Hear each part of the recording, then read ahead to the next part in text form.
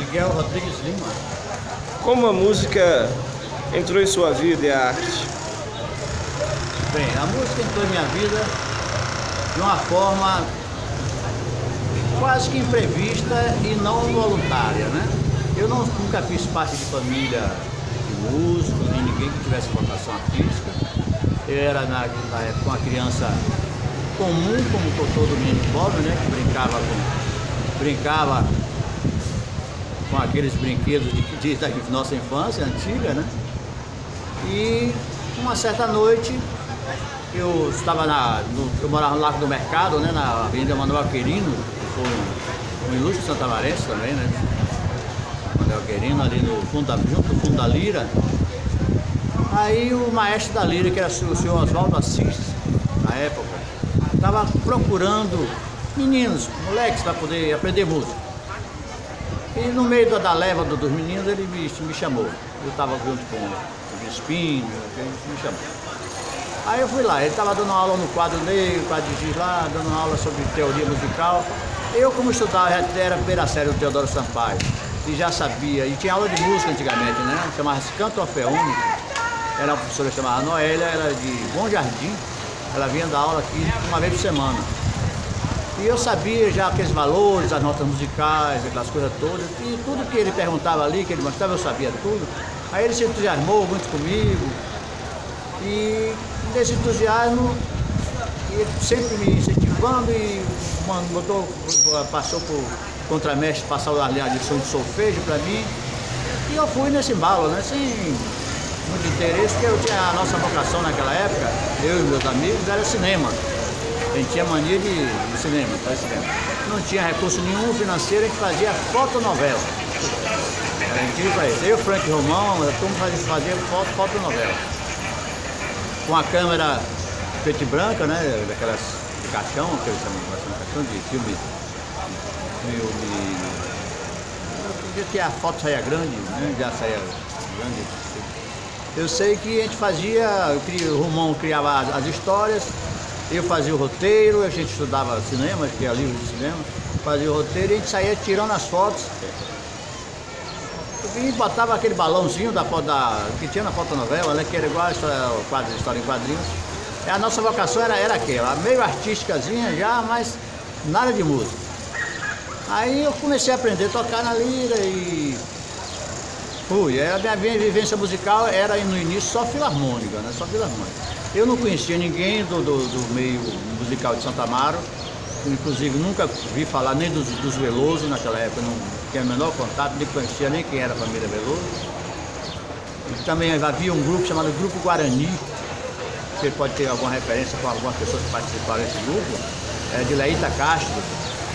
Leíta Castro, irmão de César do supermercado, ela era pianista, foi minha professora inclusive, era professora do Teodoro Sampaio. Daí da casa tinha esse grupo Guarani. Eu tenho amigas minhas que já foram desse grupo Guarani. Diz que cantavam, se apresentavam, dançavam, diz que era um espetáculo esse grupo.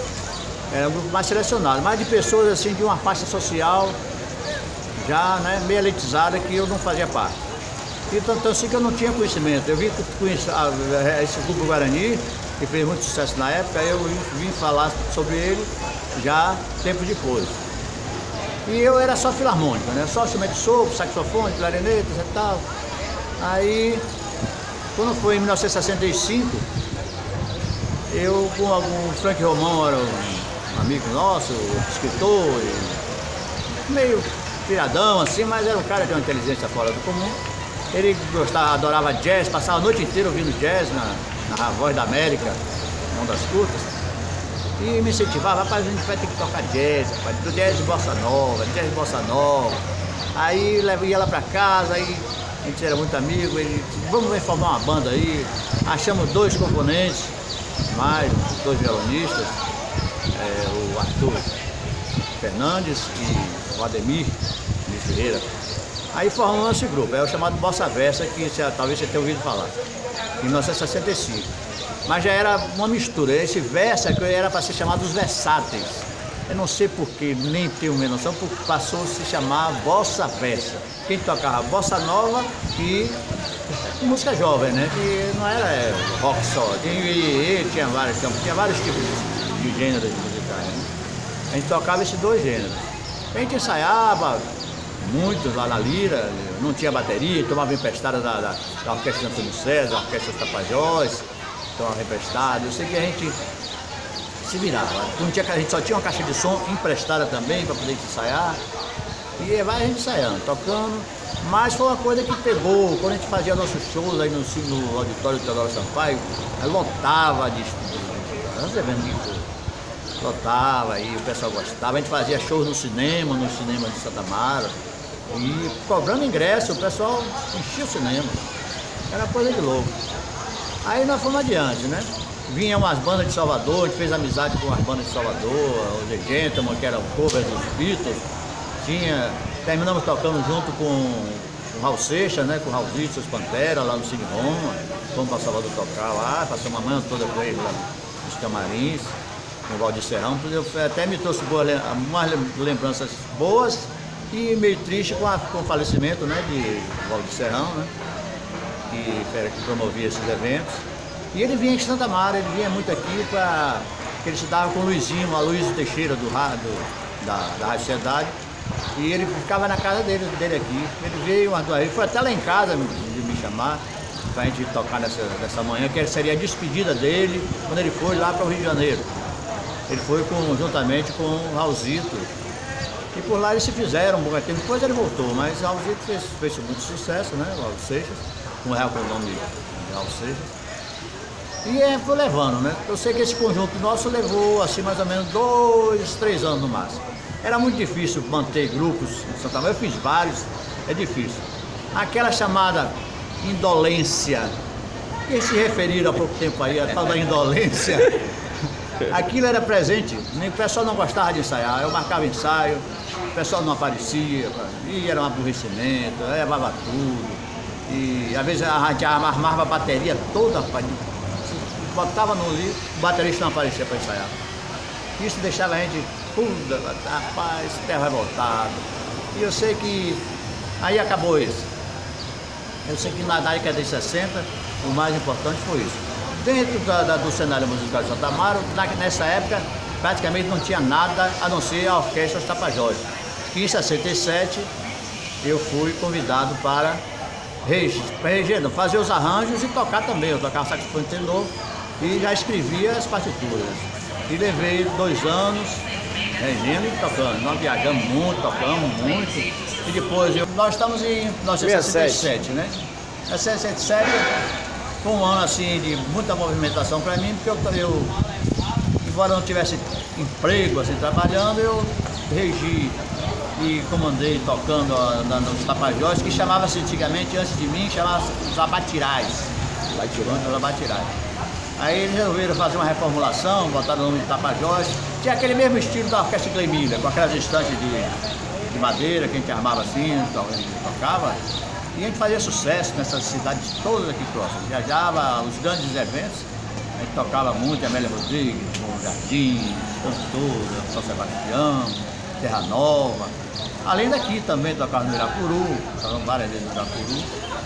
E em 68 foi um ano meio trágico, porque no fim do ano eu fiquei doente. Aí deixei de tocar, porque eu peguei problema pulmonar.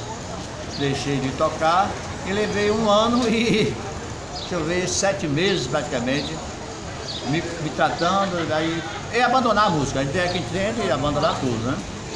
Mas de repente, Leita foi para Salvador. Aí a professora Luzária manda me chamar. Luzária Ferreira Pinto, que era diretora do Teodoro Sampaio, né? A professora Luzária manda me chamar se eu não queria ficar com a aula de música. Eu meio acanhado, porque eu colaborava com a banda marcial, né? Que hoje em dia chama fanfarra, antigamente chamava banda marcial. Eu fazia os dobrados de corneta, que quase tudo que fazia era eu, e ensinava a parte de sopro, ajudando a Amândio Gomes, né? Que faz irmão de Dede, professora Dede. Amândio era o instrutor e ele me ajudava, né? Aí isso já nesse período, paralelamente à de orquestra e tudo. Aí o Luzário me chamou, se eu queria ensinar no Teodoro Sampaio, que ele ia embora, ela queria uma pessoa para dar aula de música, de educação musical, e eu não tinha essa pessoa mais capacitada, era eu. Naquele tempo o Estado contratava essa pessoa sem licenciatura, não é isso? As pessoas, a diretora que indicava a pessoa pela competência. Aí entrei, me arrisquei, né? Me arrisquei e no começo, você fica meio acanhado e chegar na sala, na frente de 30 alunos, gente que não acostumado a tocar praticamente com aquele grupo resumido. E tinha várias turmas, eu dava aula de música, eu dava música, cantava, o pessoal gostava. Ela aí que resolveu, isso já foi em 70, né? Já de 70 para 71, quando eu retornei à minha atividade, eu sei que aí se fundou uma coisa que passou assim despercebido em Santa Amaro, ninguém fala, ninguém sabe nada. É um coral que a professora Luzária resolveu criar, porque eu fazia os festivais de música, né? Eu promovi festivais que revelou muito mais gente do que todo esse movimento que se faz hoje em dia, com dinheiro, com Secretaria de Cultura, com gente do FRB que trabalha nessa área também. Eu sozinho, fazendo meus festivais de música, revelei tanta gente, para tudo importante naquela época, tipo de Portugal, de Chico Valverde, de Hélio Brás, que todos são músicos profissionais, né? E compositores, né? A gente fazia os festivais e selecionava as músicas, o coral só cantava as músicas do Santamarense. A música, tem várias músicas bonitas, só que a única pessoa que gravava e que sabia essas músicas todas era a Rosália, que faleceu há pouco tempo, que morava ali no... Você conhece, né? Rosália ali que morava na Rua Direita? Sim. Rosália faleceu há uns 2 meses atrás. Ela sabia aquelas músicas todas, ela participava do coral. Eu sei que esse coral ele levou uns 5 anos ou 6. Esse coral chamava Coral Caetano Veloso. E os Caveiras? Os Caveiras eu não citei muito assim, porque os Caveiras não era meu. O Caveira eu participava como convidado. Os Caveiras era da família do Dr. Ulisses Caldas Pinto. Era um juiz daqui de direito, né? Juiz de direito, ele tinha os filhos, tinha Ulisses, que ele Ulisses, e Ricardo. Ricardo era petroleiro e você sabe que se aposentou, saiu, fez uma conta lá, comprou todo o instrumental para formar uma banda. Aí essa banda tinha, banda não, é conjunto, banda se chama hoje, antigamente chamava conjunto. Aí, como é que se diz? Tinha Ulisses na guitarra, Vaninho, ele era parente de César, parente de Leita, de César de Isaías. Ele vinha, ele tocava o baixo. Tinha Frank Romão na bateria, que conhecia mesmo esse estilo de música jovem. E tinha a segunda guitarra, era um outro componente, no Duzinho filho do Valpina, sumiu, que mora no Belém do Pará, nunca mais vi em Santa Amaro. E aí eu, quando tinha eventos assim, baile debutante, o pessoal chamava para tocar, e eles me chamavam para ir com o saxofone para tocar mais músicas, né? Fazer música dançante, né? Tocar algumas músicas dançantes. A gente ensaiava um repertório. Eu viajei para vários lugares com ele, viajou muito para Castro Alves, para Conceição de Almeida, que era a terra deles. Viajamos para o Conde, onde teve até de assalto, parece, dessa gangue de... Na questão do cinema, o senhor conseguiu produzir alguns filmes ainda, né? O cinema te fez muita coisa. A Enxada foi o senhor que fez? Filme? Trouxe a Enxada, eu era o diretor. Diretor e montador, né? Eu tinha um livro, a montagem na arte do filme, que eu estudei bastante, e eu fazia as montagens, né? Quer dizer, tinha o cameraman, era Edson, pai de Daniel, né? Edson, era o cameraman. Ele tinha uma câmera de Super 8, né? Ele tinha uma câmera de Super 8. E a gente se aventurava, rapaz. Eu sei que nós fizemos Quem Trouxe a Enxada, O Suicida, O Fim do Ciclo. O Fim do Ciclo seria o fim do ciclo do caranguejo, né? Quando a Impasa exterminou praticamente todo o mangue, né? Que transformou o mangue num deserto, né? Jogando na soda cáustica no mangue, destruiu totalmente. E nós fizemos um documentário, um filme, participamos até do concurso em Salvador, ficamos em 2º lugar. A gente participava lá no... Quem eram os atores? Os atores eram só masculinos, não tinha menino. Era chamava Jorge Paturi, Jorge Portugal, e arranjando assim, gente, daquela turma nossa mesmo ali, eram os atores. E não era sempre pouca gente, né? O suicida era Chico Verde. Ele vai, compra uma corda, todo desgostoso, e chega lá naquela esquina ali, que depois da minha casa ali tem uma esquina, ali era uma biboca de uma senhora chamada Cora. Ali ele vai, chega no fundo, amarra a corda no telhado, e depois se suicida, ele fica em cima do banco, a gente joga o banco assim, ele segurando na ripa e fica com as pernas balançando.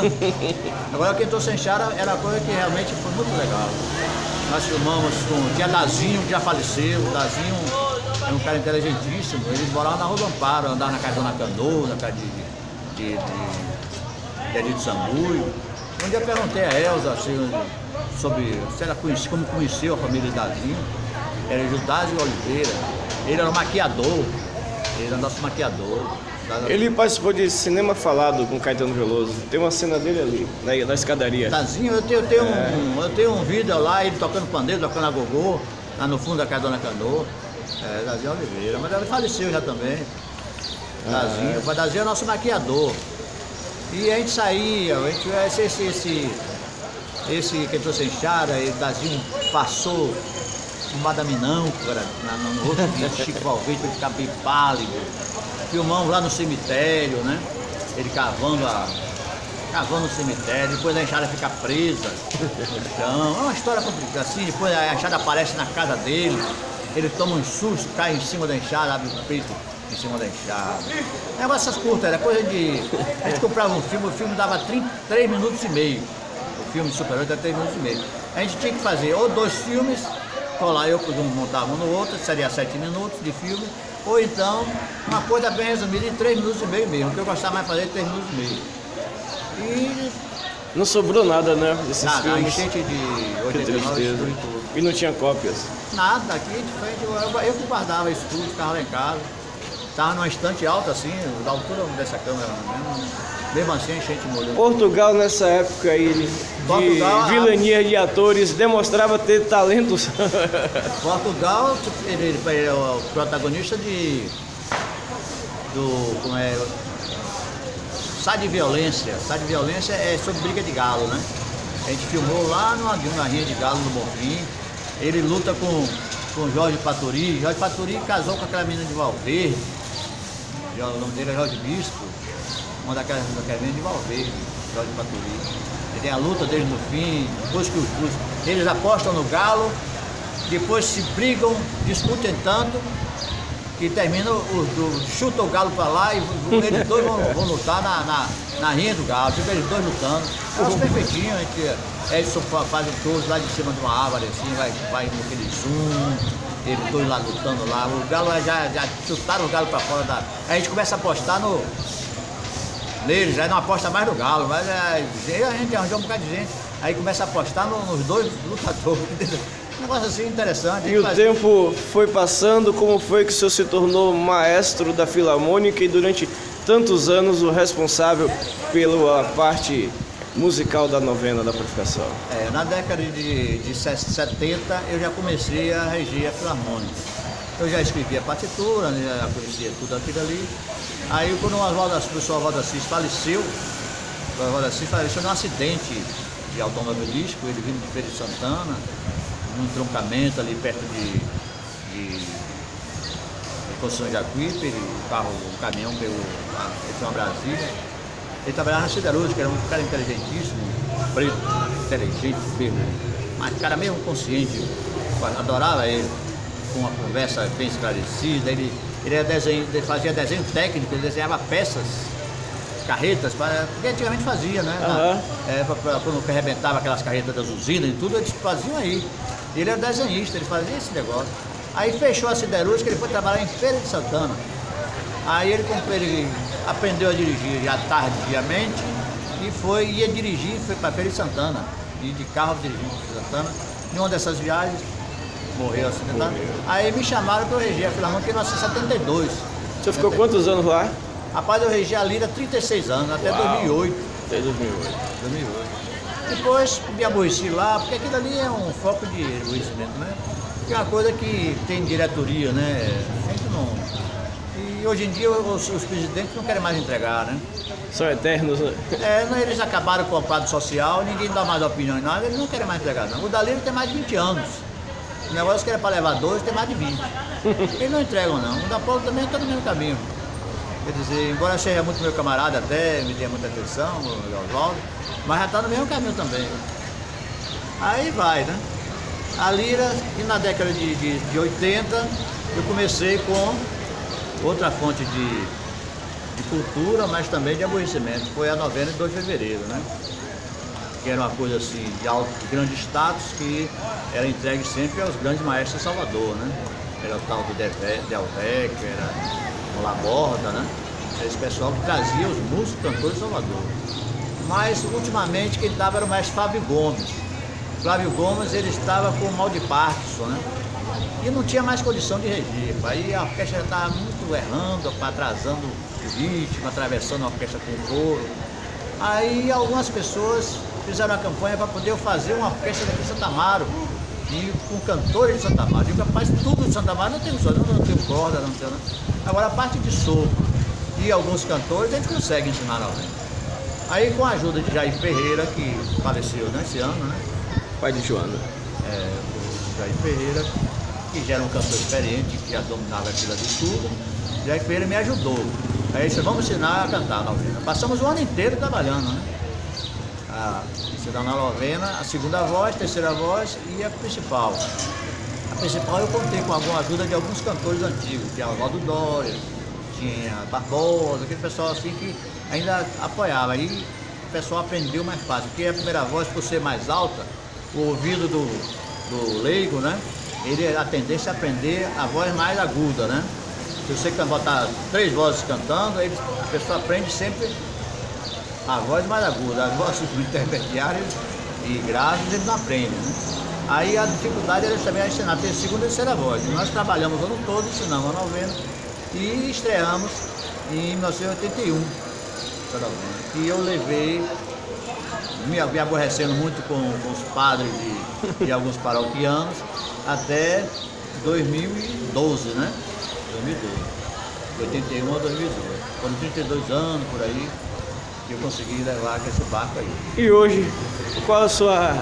Onde o senhor está hoje? Depois dessa história belíssima entre cinema e música e regência, entre rock and roll e música sacra, entre cinema surrealista e hoje, onde está o maestro Miguel? Sim, aí com toda essa correria, não é que eu não digo carreira musical, porque carreira é pra gente famosa. Essa correria musical, eu fui levando até 2014, né? Em 2014 eu me aposentei lá da Fundação Zé Carvalho, porque na realidade eu trabalhei 40 anos em Pujuca, né? A partir de 74 eu dividia meu tempo lá com as atividades de Pujuca. Eu fazia coral em Pujuca, coral 2, 3 corais lá em Pujuca, fazia coral em Catu ultimamente, e era uma atividade meio cansativa. E quando chegou em 2014, a Fundação Zé Carvalho, que é onde o Francisco trabalha, né, que coordenava tudo, resolveu aposentar. Eu já tinha também já mais de 65 anos, o pessoal a partir de 65 anos teria que ser aposentado. Né? Aí eu saí, deixei o trabalho, deixei Catu também, fiquei só por aqui. Por aqui, o Coral Miguel Lima, que foi um outro marco também em Santa Amaro, e começou em 1990, nós estamos fazendo hoje 28 anos, né? Esse ano 28 anos, agora é no mês de agosto, 28 anos. Ficou, era assim, liderado por Dona Canoa, que ultimamente era inclusive financiado por Dona Canoa, mas com o falecimento dela em 2012, não achamos mais um patrocinador nenhum. Os filhos milionários se recusaram a patrocinar. E aí acabou também. Os filhos milionários se recusaram a patrocinar. E o poder público também, a mesma coisa, né? Algumas cartas foram enviadas. Eu lembro dele ensaiando ali no Zenério Coral. A gente ensaiou ali, ensaiamos e a maior parte do tempo foi na Igreja do Amparo, né? Nós trabalhamos 28 anos, 26 anos mais ou menos, funcionando mesmo. Depois que acabou o patrocínio, eu disse, não, é desaforo que eu vou ficar trabalhando de graça quando os bilionários não podem... O coral e a novena só deve ter registros, né? Aí deve... coral tem muita coisa, tem muita foto, muito material grande. Essa atividade musicais de coro, de escola, tem muita coisa. Tem uma faixa assim. O senhor ficou então a vida inteira em Santo Amaro? Não, é isso que eu digo. Morando aqui? A dificuldade para mim foi justamente isso. Eu fui o único que fiquei em Santo Amaro. Os outros, todo mundo, todos os meus grupos. A grupo do Bossa Versa, Frank Romão, Arthur Fernandes, Ademir, tudo foi embora para Salvador. Eu fiquei sozinho aqui. Aí depois veio quem me apoiava muito nessa era Luciano, meu irmão, né? Luciano, que fazia a celibada comigo aí. Depois o Luciano também foi embora para Salvador, ficou eu sozinho aqui novamente. E assim por diante, quer dizer... Celibada era um festival de música também? Não, a celibada era a Semana do Livro Baiano. De Santo Amaro. Era um evento, era uma semana de evento. Tinha lançamento de livros, de poesia, de concurso de poesia. Aí no meio tinha uma noite que era o Festival de Música, né? Tem o hino que é de Portugal e Reginaldo. O senhor compôs música ou nunca compôs? Rapaz, muito pouca coisa. No tempo do coral, desse coral Caetano Veloso, às vezes o pessoal me arranjava umas letras lá, eu completava, às vezes fazia até a música toda. Tinha um parceiro, um rapaz de corda chamado Adalto Barros, ele fazia umas músicas e às vezes me pedia para colocar música no poema. No livro Quando o Açúcar Era Doce, do seu amigo Franklin Romão, ele termina nas últimas páginas. Na porta da Estação da Leste, ele diz uma frase: Santo Amaro, o melhor lugar do mundo para quem não tem compromisso algum com o futuro. Por isso que só que você acha dessa frase? Foi eu. Aí eu fiquei segurando essa barra aqui sozinho, alguma coisa eu consegui fazer, mas muita ficava difícil. A celibada mesmo, a gente já no fim já estava muito difícil trabalhar, porque o Luciano aqui comandava tudo, fazia o festival, a gente fazia até a iluminação, a gente comprava as lâmpadas, fazia aquele negócio tudo, o Luciano ficava o dia inteiro naquele Tadeu Sampaio fazendo. Ele foi embora, eu fiquei sozinho, Virgínia ainda me ajudou alguma coisa, Virgínia Monteiro, mas aí não deu mais. Tudo valeu a pena? Eu acho que sim, viu? Não foi aquilo com aquele resultado assim, tão gratificante, mas eu acho que para algumas pessoas que trabalharam comigo, eu acho que eles, pelo menos o respeito que me devotam assim, na conversa, na rua, assim, eu acho que valeu a pena ter feito isso.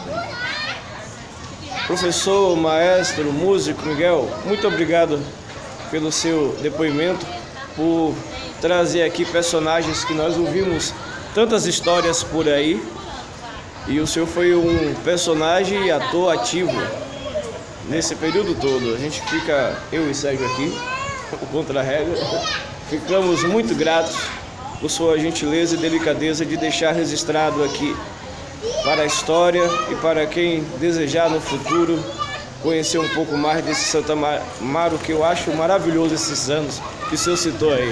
Os anos de 60 para cá foram anos bem agitados, né? Com cada um com seu, cada ano, cada década com o seu estilo, com as suas mudanças. E aí praticamente é um resumo do que acontecia, não era só o que eu estava fazendo não. A minha ideia era isso, falar mais ou menos do que acontecia nesse período, né? E por coincidência muita coisa era eu mesmo que fazia, né? Estava lá. Eu estava fazendo.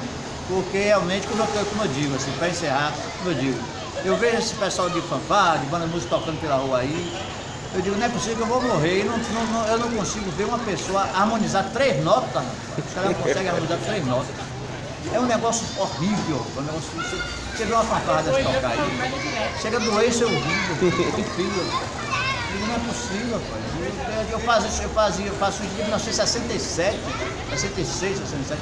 Eu já fazia avaliação com uma orquestra de sopro, de vários naipes diferentes. O pessoal não consegue faz um negócio. E hoje em dia até a internet que eles copiam, né? Tudo pronto na internet. Mas mesmo assim, não consegue. Eu tenho minha preocupação, por enquanto, é essa. Ele já está chegando, se despedindo, né? Chegando já para o final, né? Envelheceu, realmente, claro, né? Já envelheceu. Mas foi um prazer, foi válido.